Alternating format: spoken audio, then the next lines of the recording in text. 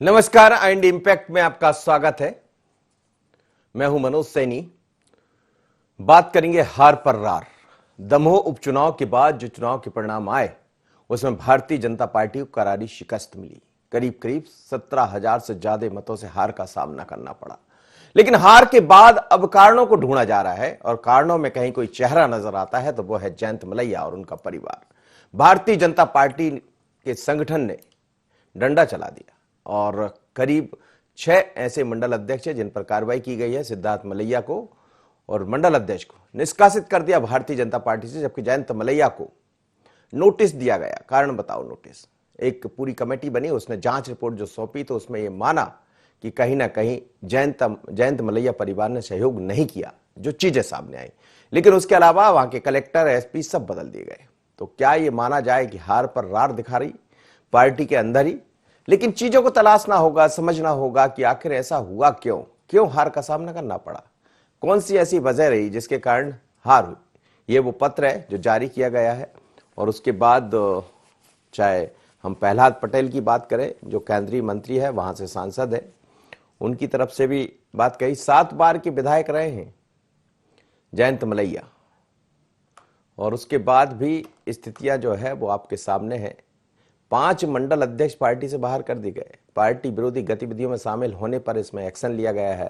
उपचुनाव में हार के बाद भीतरघात के आरोप लगे थे और राहुल लोधी ने भी आरोप लगाए थे। हालांकि राहुल लोधी खुद अपने ही बूथ पर नहीं जीत पाए, तो इसमें कौन क्या कर सकता है। लेकिन वही होता है, चुनाव के बाद गाज गिरती है किसी न किसी पर। और ये तो बड़ी करारी हार है। पूरी सरकार लग गई, संगठन लग गया, बावजूद इसकी हार का सामना करना पड़ा। मेरे साथ 3 गेस्ट जुड़ रहे हैं, 3 मेहमान जुड़ रहे हैं। राकेश शर्मा है, प्रवक्ता है भारतीय जनता पार्टी के, साथ ही योगेश यादव जी प्रवक्ता कांग्रेस के हैं, और योगी राज योगेश जी वरिष्ठ पत्रकार है। आप तीनों मेहमानों का बहुत स्वागत है। राकेश शर्मा जी, आखिरकार कार्रवाई कर दी गई, लेकिन क्या यह भी देखा गया कि चुनाव जिस दौर में हुए वो भी एक वजह? चुनाव के परिणाम भारतीय जनता पार्टी के पक्ष में नहीं है। भारतीय जनता पार्टी के एक कार्यकर्ता ने समूह में मेहनत करी, पर परिणाम हमारे जो हमने सोचा था उसके अनुकूल नहीं आए। पर मनोज जी, मैंने आपके चैनल पे कई बार एक बात कही जी कि भारतीय जनता पार्टी हर चुनाव को बड़ी गंभीरता से लेती। अगर कहीं ना कहीं अगर कुछ कमी रह जाती तो उसका मंथन जरूर होता है। चाहे हम जीतते या आज हम नहीं जीत पाए, दोनों का मंथन होता। जीतते तो हम कितने वोटों से जीते और कितने वोटों की कमी रह गई उसके बारे में विचार पार्टी करती, और आज नहीं जीत पाए तो उसका कारण क्या है, इसमें हम बड़ी ईमानदारी से मंथन करते हैं, विचार करते हैं। आपने देखा एकमात्र राजनीतिक दल ऐसा है भारतीय जनता पार्टी कि जो पूरी तरह से संगठन की विचारधारा को लेकर और संगठन की बात को लेकर चलता है। हम अन्य दलों जैसा नहीं है कि नेता ने जो तय कर दिया वही पार्टी संगठन की लाइन हो गई और वही पार्टी संगठन हो गया। आपने देखा कि हम अगर जिस दिन परिणाम आए उस दिन ही माननीय अध्यक्ष जी ने कहा था कि चुनाव के परिणाम के बारे में पार्टी गंभीरता से विचार करेगी, कहां क्या कमी रह गई उसके बारे में विचार करेगी। पार्टी ने विचार किया और प्रथम दृष्टया जो कमी महसूस हुई उसमें मंडल अध्यक्षों के खिलाफ जयंत मलैया जी के और सिद्धार्थ मलैया जी को नोटिस दिया गया। तो कहीं ना कहीं पार्टी कितनी गंभीरता से चुनाव को लेती है ये सामने दिखाई दे रहा है। मनोज जी, एक स्थिति यह थी कि पूरी माननीय मुख्यमंत्री शिवराज सिंह चौहान कोविड-19 की लड़ाई लड़ रहे थे कि मध्य प्रदेश को कैसे बचाया जाए। पार्टी संगठन लगातार पूरी जनता के बीच सेवा में लगा था। पहले फेज में हमने लोगों को वैक्सीन लगाने के लिए प्रेरित किया, घर घर जाके लोगों को जागरूक किया। फिर दूसरे फेज में हम मानव सेवा में लगे हुए हैं। उसमें ऑक्सीजनों की मशीनें उपलब्ध करा रहे हैं, कोविड सेंटर बना रहे हैं। तो पार्टी संगठन इस पे ध्यान दे रहा था। उसके उलट पूरा कांग्रेस का संगठन सिर्फ चुनाव की बात नहीं, लेकिन आप भी जो कह रहे हैं वो बिल्कुल सही कह रहे हैं। आप दिल पर हाथ रखकर कह रहे हैं। मनोज जी, मैं तो जो भी बात कहता हूँ बड़ी ईमानदारी से और निष्पक्षता से कहता हूँ। जी। और इसलिए कहता हूँ कि हिंदुस्तान का सबसे बड़ा पत्रकार जिसने बहुत बारीकी से पत्रकार जगत में काम किया है, ऐसे मनोज सैनी मेरे सामने बैठे हैं। और मुझे लगता है कि ये हमारी कोई पहली डिबेट नहीं होगी, ऐसी हमारी कई डिबेटें हुई होंगी। और मैंने जब बात रखी बड़ी ईमानदारी से और निष्पक्षता से बात रखी। आप देखिए कि आप कोई सा भी अखबार उठा के देख लीजिए, भारतीय जनता पार्टी कुछ ना कुछ जनता के बीच रह के काम कर रही है। किसी भी अखबार के एक कोने में कहीं भी कोई भी कांग्रेस का नेता जनता की सेवा करता हुआ या जनता के बीच खड़ा हुआ नहीं दिखाई दिया। चुनाव में दमों में जरूर दिखाई दिए कांग्रेस के लोग, चुनाव प्रचार में जरूर दिखाई दिए। हम जनता के बीच जनता की सेवा कोविड काल में कर रहे थे। हो सकता है कि कुछ कमियां रही, उसके बारे में पार्टी विचार कर रही है, और जो विचार कर रही है उसके परिणाम धीरे धीरे सामने अच्छा, कलेक्टर एसपी भी क्या सहयोग नहीं कर पाए जो उनको हटा दिया? देखिए, कलेक्टर एसपी ये सामान्य प्रशासनिक व्यवस्था है। देना देनी में आप देखते हैं कि मुख्यमंत्री रोज फीडबैक लेते हैं जिलों से कि कोविड की स्थिति क्या है। इससे पहले भी हमने देखा स्वास्थ्य आयुक्त को हटाया था, उससे पहले भी कई कलेक्टरों को हटाया। अगर मुख्यमंत्री को लगता है कि जनता की सेवा ढंग से कलेक्टर नहीं कर पा रहा और जो सुविधाएं उपलब्ध है उसका को जनता तक नहीं पहुंचा पा रहा, इसलिए उनको बदला गया है। इसका चुनाव से कोई लेना देना नहीं है। जी जी जी। योगेश यादव जी, हालांकि ये भारतीय जनता पार्टी का अपना मसला है कि वो किसको हटाए, किसको रखे, किसके खिलाफ कार्रवाई करे, लेकिन चूंकि चुनाव में आप जीते हैं तो फिर हार पर रार भी दिखाई देने लगी पार्टी बीजेपी के अंदर। योगेश यादव जी, मेरी आवाज सुन पा रहे हैं? चलिए, मैं फिर आपसे जुड़ रहा हूं। योगीराज योगेश जी मेरे साथ जुड़े, मेरी आवाज सुन पा रहे हैं योगेश जी? हेलो जी, योगेश यादव जी मेरी आवाज सुन पा रहे हैं? आपको मेरी आवाज आ रही है? जी हाँ, आ रही है मुझे। मैं यही कह रहा था कि भारतीय जनता पार्टी ने कार्रवाई कर दी। चुनाव की हार के बाद यही होता, चाहे बीजेपी हो या कांग्रेस हो, बीजेपी का अपना मसला है, लेकिन चुनाव आप जीते हैं तो चर्चा भी आपसे करना पड़ेगा। मनोज जी, आपने प्रारंभ भी बहुत अच्छा किया। ये भारतीय जनता पार्टी का आंतरिक मसला है और इस मसले पे कोई टिप्पणी करके कोई अपनी चाल को बदल ले या सुधर जाए तो ना तो ये मेरा लक्ष्य है और ना मैं चाहता हूं कि ये भारतीय जनता पार्टी के अंदर कोई आत्मज्ञान प्राप्त हो। जैसा कहा जाता है विनाशे काले विपरीत बुद्धि, तो ये अपने आप ही उस पंक्ति को चरितार्थ करता हुआ इस चुनाव का परिणाम है। भारतीय जनता पार्टी के लोगों ने बड़े सतही तौर पर मलैया परिवार पर और भारतीय जनता पार्टी के कार्यकर्ताओं पर थोप कर एक रास्ता दिखा दिया कि हम तो कांग्रेस से हारे ही नहीं, हम तो अपने से हारे हैं। लेकिन ये एक सतही चिंतन है। यदि आत्मचिंतन करते हैं, गहराई से जाते, तो मैं पूछना चाहता हूं भारतीय जनता पार्टी का जो संघ का कार्यकर्ता था, जिसको एक जमाने में चने भूंगड़े वाला कार्यकर्ता कहा जाता था, वो कहां गया?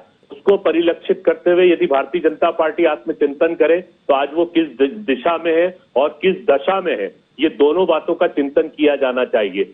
जयंत मलैया 7 बार के विधायक, मुख्यमंत्री के दावेदार, लेकिन चुनावी दावपेच करके एक व्यक्ति की राजनीतिक हत्या करने का प्रयास, क्या भारतीय जनता पार्टी अपने मूल तत्व को नहीं जानती कि कहीं ना कहीं से हम अपने ही लोगों को बहिष्कृत कर रहे हैं, तिरस्कृत कर रहे हैं?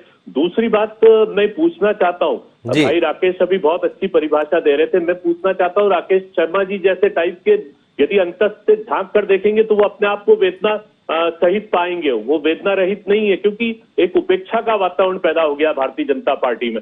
आप उस व्यक्ति को जो 750 से 800 वोट से जीत कर आया, जिसकी पहली मान्यता अपने क्षेत्र में नहीं थी, कांग्रेस के कारण जीत कर आया, जिसका व्यक्तित्व महाव्यक्तित्व नहीं था, जो अपने खुद के बूथ से हारा, वो राहुल लोधी की बात को आप इतनी मान्यता दे रहे हैं कि आप जयंत मलैया और मलैया परिवार और भारतीय जनता पार्टी के दूसरी तरफ आप कहते हैं कि हमारे बूथ आधारित लोग होते हैं, हमारे कैडर बेस के लोग होते हैं, आप उन्हीं को की राजनीतिक उनके खिलाफ कार्रवाई कर रहे हैं। मैं ये पूछना चाहता हूं कि आपने राहुल लोधी ने भी बहुत बड़ा काम किया है। भारतीय जनता पार्टी का तो नियम है कि सार्वजनिक बयान कभी नहीं देते।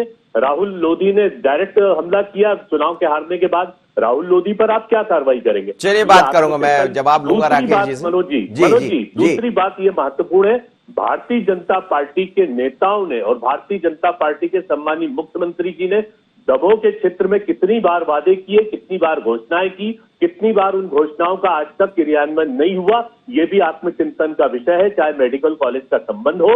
दूसरी बात, राकेश भाई कह रहे थे कि कांग्रेस के कार्यकर्ता या कांग्रेस के नेता गायब हुए।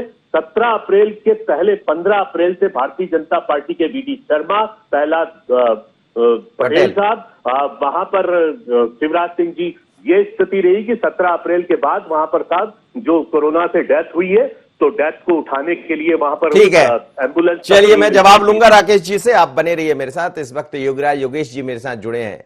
योगीराज जी, आपको याद होगा हम चुनाव से पहले कई दफा ये बात कर रहे थे और जयंत मलैया जी का नाम बार बार बीच में आ जाता था, लेकिन जब भी हम पार्टी के किसी जिम्मेदार व्यक्ति से बात करते थे, कई दफा मैं दमोह गया तो ये कहा जाता था कि जयंत मलैया जी साथ हैं। लेकिन मैंने ये भी कहा था कि मन पर तो साथ है, मंच पर तो साथ है, लेकिन क्या मन है साथ? तो फिर अब वो दिखाई दे रहा और भारतीय जनता पार्टी ये मान रही है कि मन साथ नहीं था, लिहाजा वहां पर मंजा सुध गया भारतीय जनता पार्टी का। नहीं, सही बात है। इस एक्शन से तो यही लग रहा है कि सरकार बीजेपी जो है मलैया के पीछे, मलैया को पे जो एक्शन लिया है उससे तो ये बिल्कुल क्लियर हो गया है कि मलैया को लेकर मन बना चुकी है भारतीय जनता पार्टी। दूसरी एक और बात इसमें जो महत्वपूर्ण है वो ये है कि चूंकि मध्य प्रदेश में जो बीजेपी के प्रदेश अध्यक्ष हैं, जो शुभंकर कहे जाते थे अभी तक, वो खुद 1 महीने भर डेरा डाले रहे और शुभंकर की मौजूदगी में अपशगुन हो गया, तो ये एक्शन तो होना ही था। और ये एक्शन इसलिए भी बीजेपी ने लिया है ताकि ये केवल अभी तक का मामला नहीं है, ये आने वाले चुनाव के मद्देनजर भी बीजेपी दिखाने की कोशिश कर रही है कि पार्टी में अनुशासनहीनता बर्दाश्त नहीं की जाएगी और कितने बड़ा नेता उसके ऊपर एक्शन लिया जाएगा। इससे एक मैसेज देने की ये कोशिश की गई है। दूसरी, पार्टी विरोधी गतिविधियों को लेकर जयंत मलैया परिवार कई दिनों से निशाने पर था और ये जो एक्शन लिया गया है इससे आप ये तय मान के चलिए कि जयंत मलैया को तो शोकॉज नोटिस दिया गया है, लेकिन सिद्धार्थ मलैया के दरवाजे तो आने वाले 2023 में टिकट के लिए बंद नहीं कर दिए गए। मतलब अब उनको टिकट मिलना संभव ही नहीं है, उनको पार्टी से बाहर कर दिया गया। तो बीजेपी ने एक एक्शन ये भी लिया है कि हमने आपसे तो नोटिस ही मांगा है मलैया से, लेकिन आने वाले दिनों में जो आपकी पार्टी एंटी एक्टिविटीज चल रही थी उससे अब सिद्धार्थ मलैया बीजेपी से टिकट नहीं पा पाएंगे। अब ये चूंकि पूरा का पूरा मसला बीजेपी से जुड़ा है, हालांकि आप केवल इस हार के पीछे केवल एक परिवार को आप दोषी नहीं दे सकते, क्योंकि जितने बड़े अंतराल से ये जो हार हुई है ये अंतर बहुत बड़ा है और ये कहीं ना कहीं जी कहिए अपनी बात। ये कहीं ना कहीं पार्टी के अगेंस्ट में गया है, क्योंकि आप ये देखिए कि पूरे आपने 2 से 3 सेंट्रल मिनिस्टर लगा दिए, मुख्यमंत्री वहां खुद मैदान में रहे, 1 महीने से विडी शर्मा वहां मैदान में डटे रहे, इसके बावजूद इतने बड़े अंतर से हार होना ये पार्टी के लिए चिंता का विषय है। छोटे मोटे अंतर से यदि पार्टी हार जाती तो फिर भी इतना वो नहीं होता, लेकिन क्योंकि आपका मार्जिन बहुत बड़ा है और इससे मैसेज बहुत गलत गया है, इसलिए इतना कठोर एक्शन बीजेपी ने लिया है। जी, लेकिन राकेश शर्मा जी, ये भी कहीं ना कहीं समझना पड़ेगा। योगेश यादव जी के सवालों का जवाब तो आप दीजिएगा, लेकिन मेरा भी एक सवाल है, ये भी समझना पड़ेगा कि आप जिस तरह से पूरे दरवाजे खोलकर रखें कि चले आइए, आप तो कांग्रेस छोड़ दीजिए, बस हमारे इधर आ जाइए। जब आप बढ़िया सरकार बना लिए थे तो जरूरत क्या थी राहुल लोधी को? थोड़ा राहुल लोधी को भी देख लेते कि उसके चेहरे को तो लोग पसंद ही नहीं कर रहे थे वहां पर, हम तो गए थे कई दफा। देखिए मनोज जी, भारतीय जनता पार्टी किसी को घर पे जाके बुलाने नहीं जा रही। ना भारतीय जनता पार्टी ने राहुल लोधी को निमंत्रण दिया था कि आप हमारी पार्टी में आइए।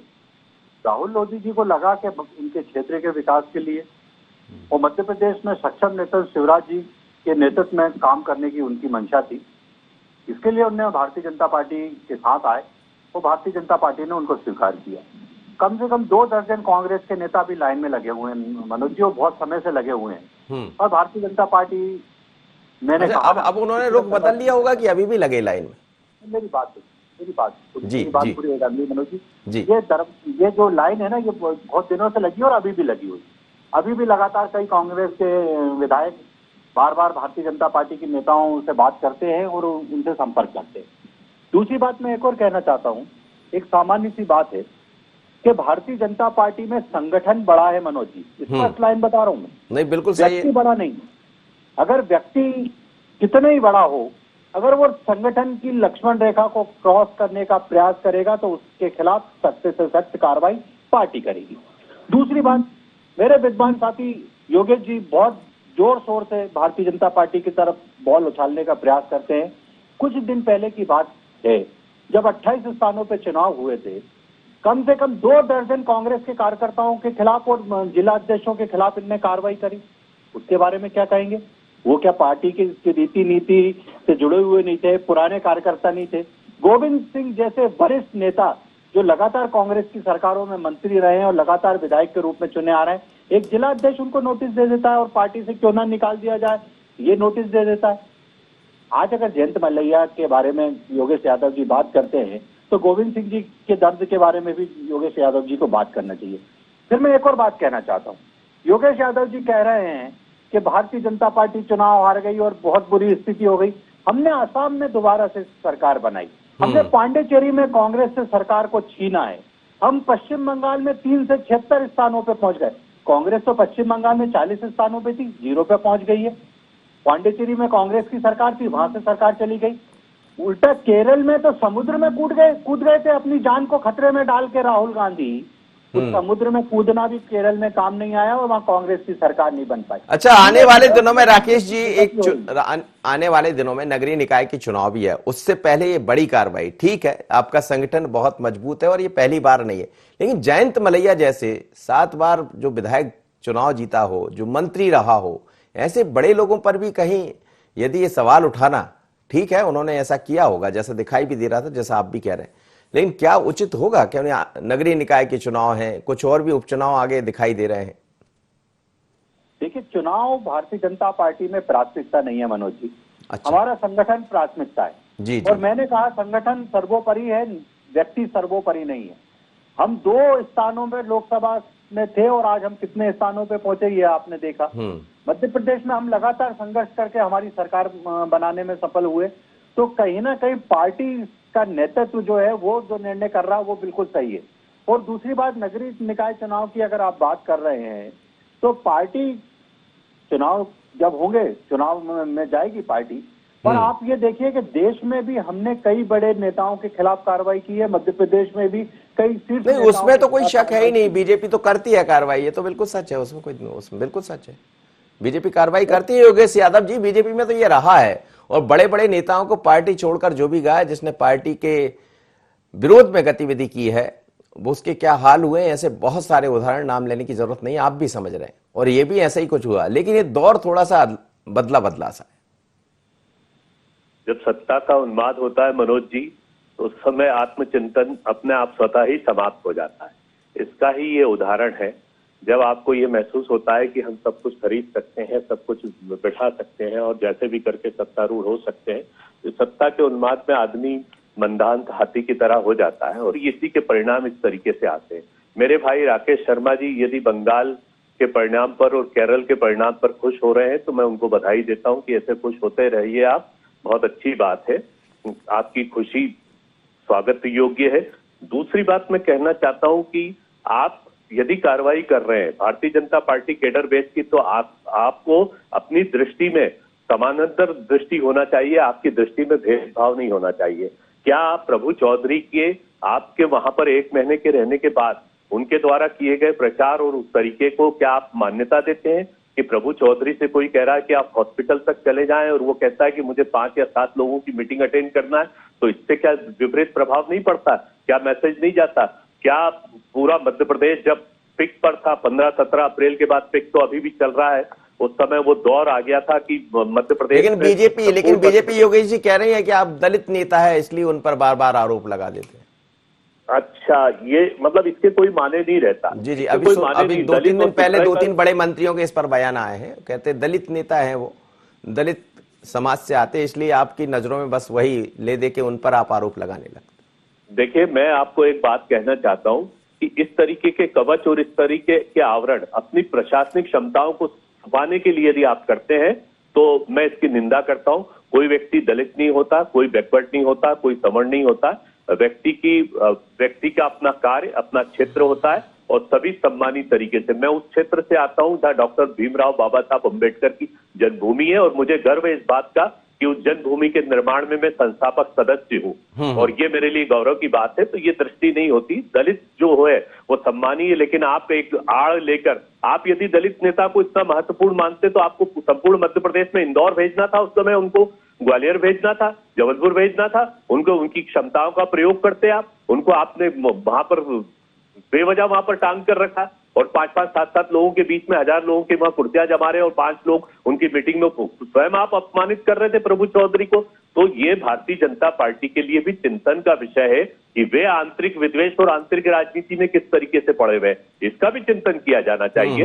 वी.डी. शर्मा जी स्वयं यदि अपनी आंखों से देख रहे हैं, यदि एक माह से वो वहां पर रहे तो उनको स्वयं के भी चिंतन बहुत सारे, और योगेश जी की ये बात बहुत महत्वपूर्ण है कि यदि 1000-2000 की लीड होती या जीत और हार होती तो हम मान लेते कि इसमें मलैया फैक्टर ने काम किया है। 17,000 की जीत जो एक बहुत बड़ी जीत है, जो दमोह में एक ऐतिहासिक जीत के रूप में हुई है, इसका मतलब यह है कि कांग्रेस को वोट दिया है, कांग्रेस के कार्यकर्ता ने मेहनत की है और भारतीय जनता पार्टी की नीति, रीति और वादों पर यह प्रहार है।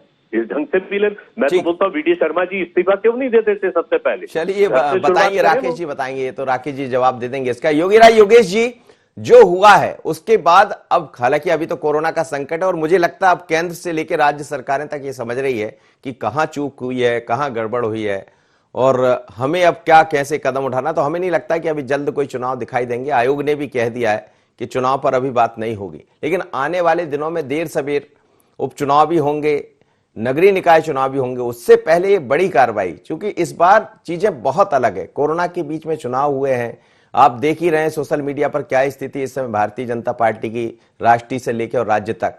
तो क्या ये बड़ा चैलेंज अपने आप में ले लिया भारतीय जनता पार्टी ने? नहीं, बिल्कुल सही बात है। लेकिन प्रेजेंट जो सीनेरियो चल रहा है वो गंभीर है, स्थितियां गंभीर है, ये तो हम सब जानते हैं। लेकिन एक बात ये जरूर है, इस पूरे के पूरी जो एक्शन लिया गया है, अब चैलेंजेस भाजपा के लिए बहुत ज्यादा है, क्योंकि जिस तरीके से कांग्रेस के नेता बीजेपी में आए हैं, जिस तरीके से अभी आपने उनको हाथों हाथ लिया है, आप कल्पना कीजिए 2023 के चुनावों की, ये सारे के सारे फिर टिकट के दावेदार होंगे और ये टिकट की दावेदारी करेंगे और जो अभी तक बीजेपी के टिकट जिनको मिलता था वो फिर जयंत मलैया बनेंगे वहाँ। तो आप कितने लोगों पर आप एक्शन लेंगे? इसलिए ये बहुत ही मतलब बीजेपी के लिए तो ये बड़ा फूक कर कदम रखने वाली सिचुएशन बन जाएगी। अभी तो चूंकि निकट भविष्य में कोई चुनाव नहीं है और दमोह का चूंकि अकेला चुनाव था तो आपने इतना बड़ा एक्शन ले लिया। लेकिन आने वाले दिनों में मैं जो एक बात जिस चिंता से मैं आगाह कर रहा हूँ वो यही है कि ये सारे के सारे अभी 22 जो आपने लिए हैं उन सबके विरोध में लोग खड़े होंगे। आप ये देखने वाली बात होगी कि आप उसको कैसे हैंडल कर पाते हैं। जहाँ तक आप ये देखिए प्रभुराम चौधरी जी की बात अभी बीच में उठी थी, तो ये बात बिल्कुल सही बात है कि प्रदेश का स्वास्थ्य मंत्री होने के नाते वो पूरी तरह फेल साबित हुए। पूरे टेन्योर उनका देख लिया जाए तो पूरे कोरोना काल में उनकी एक प्रेस कॉन्फ्रेंस हुई है और उस एक प्रेस कॉन्फ्रेंस में भी वो पत्रकारों के सवालों का जवाब नहीं दे पाए। तो दलित और सामान्य वाली बात नहीं है। यदि आपको मध्य प्रदेश का जिम्मेदारी दी गई है तो आपको उस जिम्मेदारी को निर्वहन करना चाहिए। आपको अपना बताना चाहिए कि मैं पेशे से भी डॉक्टर हूँ और मेरी ये विशेषज्ञता है और मैंने ये काम किया है। उनका कभी मुझे लगा ही नहीं कि वो डॉक्टर साहब है। वो ये बात तो सही है, ये बात सही है, वो दिख तो नहीं रहे। ये तो जायज सा सवाल है और निश्चित रूप से इसका जवाब भी शायद बीजेपी सरकार के पास और संगठन के पास होगा। राकेश जी, छोटी सी एक प्रतिक्रिया आपसे लूंगा मैं। क्या बलाय मोल ले ली इन सबको जोड़कर आप लोग ने? नहीं मनोज जी, भारतीय जनता पार्टी संगठन में पूरी एकता है और जो भारतीय जनता पार्टी के परिवार में शामिल हुए हैं वो पूरी तरह से भारतीय जनता पार्टी की रीति नीति को जानकर और उस देखकर शामिल हुए। सवाल यही है, जो आप जैसे लोग रीति नीति जान रहे थे वो क्या सोच रहे होंगे? अब भले आप ना कहें। मुझे बोल लेने दीजिए, 1 सेकंड का समय मुझे दिया है आपने। जी मुझे एक बात का जवाब दीजिए कि असम में और केरल में राहुल गांधी जाके प्रचार करते हैं, कांग्रेस पार्टी को कोविड-19 नजर नहीं आता। उसके बाद भूपेश बघेल जी 15 दिन तक आसाम में पड़े रहते हैं। आज छत्तीसगढ़ में कोरोना की क्या स्थिति, कोविड-19 की क्या स्थिति है, किसी से छुपी नहीं। उसके बाद राजस्थान के मुख्यमंत्री गहलोत दूसरे प्रदेशों में प्रचार करने जाते हैं। आज राजस्थान की स्थिति क्या है? हमारा कौन सा नंबर है कोविड-19 में? 15वां प्रदेशों की श्रेणी में 15वां नंबर। आप बताइए, आज छत्तीसगढ़ में त्राही मची हुई है, आज राजस्थान में त्राही मची हुई है, देश में त्राही मची। और राहुल गांधी ने केरल में और असम में खूब जम के सभा की, तमिलनाडु में सभा की जब कोविड-19 नहीं था। मैं एक बात कहना चाहता हूँ, रायसेन से लगी हुई दमोह की सीट है और एक आध दिन अगर माननीय स्वास्थ्य मंत्री वहां प्रचार करने गए तो कांग्रेस पार्टी के पेट में दर्द हो रहा है। और भूपेश बघेल मुख्यमंत्री 15 दिन तक आसाम में पड़ा रहता है और छत्तीसगढ़ के लोग पूछते हैं कि हमारा मुख्यमंत्री कहाँ है। कांग्रेस पार्टी जवाब नहीं देती। ये जवाब दे दीजिए योगेश जी, जल्दी से जवाब दे, समय नहीं है करना आप पे। चाहूंगा, एक सवाल और करना चाहूंगा, क्या प्रेस कॉन्फ्रेंस करने से कोरोना खत्म हो जाएगा क्या? आप मुझे मनोज जी बताइए। रोज चिकित्सा शिक्षा मंत्री विश्वास सारंग जी रोज प्रेस कॉन्फ्रेंस करते हैं, लोग रोज पत्रकारों के सवालों के जवाब दे रहे हैं। मध्य प्रदेश में कोविड-19 के लिए क्या काम हो रहा है? मुख्यमंत्री शिवराज सिंह चौहान जी आपने कह दिया प्रेस कॉन्फ्रेंस करने से क्या खत्म हो जाएगा, और बिल्कुल सही है कि वो रोज प्रेस कॉन्फ्रेंस करते हैं। योगेश यादव जी जवाब दे दीजिए। मनोज जी, मैं इस बात तथ्य से और इस आंकड़ों से बिल्कुल असंतुष्ट हूं जो ये कह रहे हैं कि 15वें नंबर पर मध्य प्रदेश है। मध्य प्रदेश के आज के दिनांक तक हालत बहुत ज्यादा खराब है। आपके सरकारी आंकड़े और यथार्थ के धरातल पर आप में बहुत डिफरेंट है। इस बात का भी सर्वे किया जाना चाहिए। ये कहीं ना कहीं से एक सच को छुपाया जा रहा है, झूठ का आवरण चढ़ाया जा रहा है, जो और घातक सिद्ध होगा। ये मध्य प्रदेश शासन को ध्यान रखना चाहिए, सतर्क रहे कि आंकड़े छुपाए जा रहे हैं। चलिए बहुत बहुत धन्यवाद सर, आप सभी मेहमानों का समय इजाजत नहीं दे रहा है, लेकिन ये बात भी सच है कि हार के बाद भारतीय जनता पार्टी में रार है, और रार पर अब तो तकरार भी होगी, क्योंकि जो लोग कांग्रेस छोड़कर भारतीय जनता पार्टी में आए हैं, अब चाहे वो राहुल लोधी हो या बाकी अन्य चेहरे हो, क्योंकि स्थितियां बदली है प्रदेश और देश की, लोगों की नजरें बदली है, लोगों के समझने का तरीका बदला है, तो अब भारतीय जनता पार्टी को उस तरह से सोचना भी होगा। बीजेपी का यह अंदरूनी मामला है। जयंत मलैया को नोटिस दिया गया, 6 लोगों पर कार्रवाई की गई। सवाल ये, आखिर इस कार्रवाई का असर क्या होगा? इंतजार रहेगा, क्योंकि आने वाले दिनों में नगरीय निकाय भी होंगे, उपचुनाव भी होंगे, भले कोरोना रहे, कोरोना के बाद सही होना तो है ही, तो इंतजार रहेगा। देखिएगा आप आगे आगे होता है क्या। हार पर रार इतना ही, मुझे दीजिए इजाजत, बने रहिए IND 24 पर।